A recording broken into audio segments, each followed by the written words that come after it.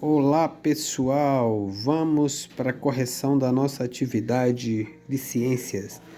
O bioma a ser tratado é Caatinga. Como diz aqui na leitura, Caatinga quer dizer na língua dos indígenas Mata Branca. Por quê? Porque na época da seca elas perdem as folhas como um mecanismo de defesa, ou seja, precisa de pouca água para se manter. Aí elas perdem as folhas, quando chove, elas recuperam novamente. E elas, além disso, têm muito espinho, também faz parte da adaptação das árvores desse bioma, tá? Tem os cactos, tem árvores que acumulam água no caule ou na raiz, como é o caso do umbuzeiro. Olha aqui a foto do umbuzeiro. Ou seja, para umbu é muito bom. Tem alguns que são azedos, mas na região Nordeste tem muito pé de umbuzeiro. E aí eles têm o pessoal lá chama de batatas, que são as raízes que ficam assim cheia d'água. Às vezes as pessoas estão andando, retiram uma batata daquela, salva a pessoa de morrer de sede, porque tem bastante água, é um líquido. Outros fazem retira essas batatas para fazer alimentação para os animais também. Ela é bem cheia de água, tá bom? Então é isso aí. O que tem a pergunta aqui na página 55 é o seguinte: tá pedindo formar grupo? Não podemos formar grupo, né? Que a caatinga é um bioma exclusivamente brasileiro. Não existe fora do país, só no Brasil e na região Nordeste. Diversas espécies animais e vegetais só existem nesse bioma, porém apenas 1% do seu território se encontra protegido, ou seja, é um dos mais devastados biomas do Brasil, a caatinga. Para sobreviver, grande parte da sua população precisa explorar os recursos do ambiente. Então as pessoas vão lá na caatinga e retiram alguma coisa para se alimentar, caçam alguns animais, como eu te falei ontem. Então o que poderia ser feito para essa comunidade, essas pessoas que vivem nesse ambiente, não destruir esse bioma?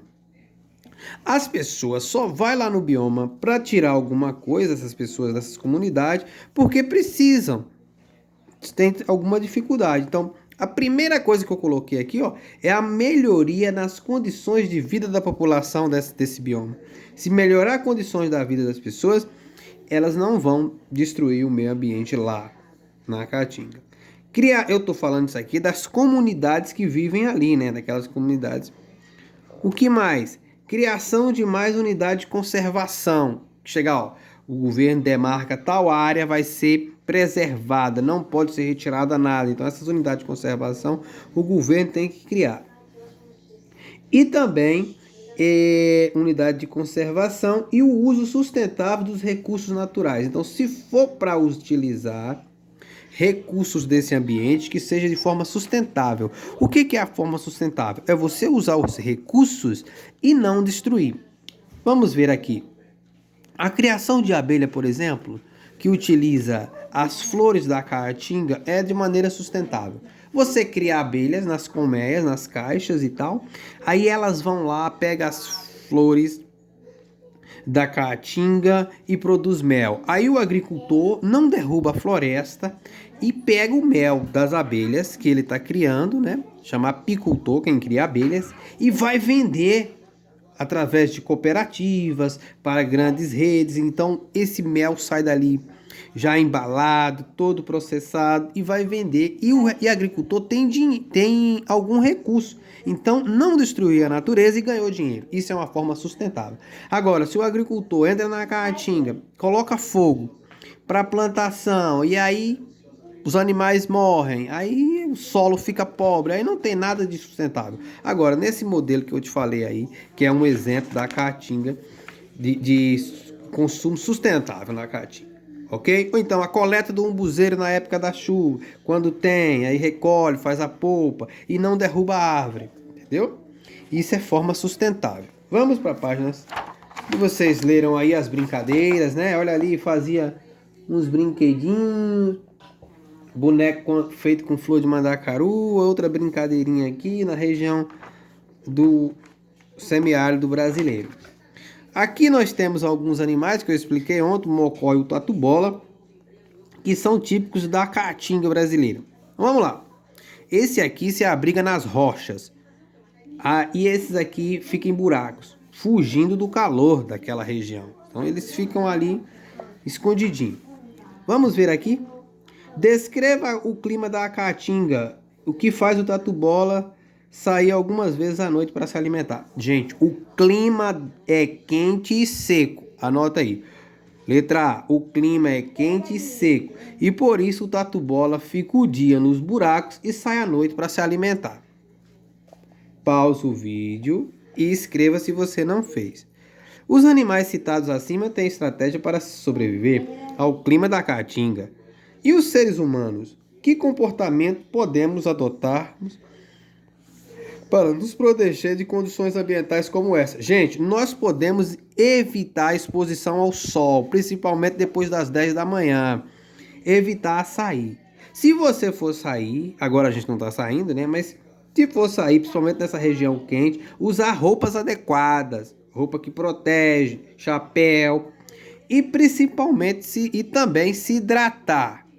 Se hidratar é tomar bastante líquido, suco, água, enfim. Aqui, gente, tá falando do bioma Pantanal. Olha aqui o Pantanal cheio de água e aqui o Pantanal seco. O que que aconteceu? Tá perguntando aqui as figuras A e B. Vamos lá.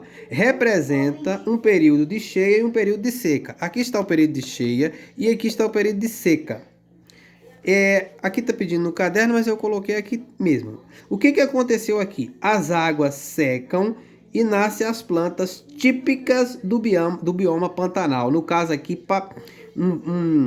uma espécie de capim do Pantanal que as pessoas colocam os animais aqui para pastar na época da seca. Quando vem a chuva, eles têm que tirar os animais rapidamente. Eu já falei disso aqui, ok? Aqui na página 59 tá perguntando, e o cartaz aqui tá falando um bocado de coisa, ó, para preservação, que agrotóxicos são jogados aqui no cerrado, essas bacias hidrográficas que abastecem, esse Pantanal ali, ó, a maioria desses rios nasce aqui no nosso cerrado, e aqui não é mais a Caatinga, aqui está falando do nosso cerrado. Se vocês viajarem um pouco, vocês vão daqui para o Nordeste, grande parte do cerrado está dando lugar a grandes plantações. E não é para os produtores pequenos, são grandes produções de algodão, de soja, que não fica aqui. É óbvio que gera riqueza para o país, mas esse dinheiro de grandes empresas que desmatam quilômetros e quilômetros para plantar soja, algodão e tudo para exportação. Isso aí é um perigo, porque vários rios do Brasil nascem no cerrado. E se você desmata as nascentes, desmata o cerrado, os outros rios correm o risco de secar. Isso é grave. Então vamos lá.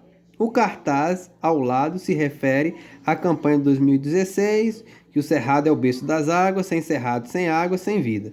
Que risco o bioma cerrado sofre nos dias atuais? O principal coisa, o avanço das cidades, o desmatamento para pastagens e agricultura ameaça esse bioma.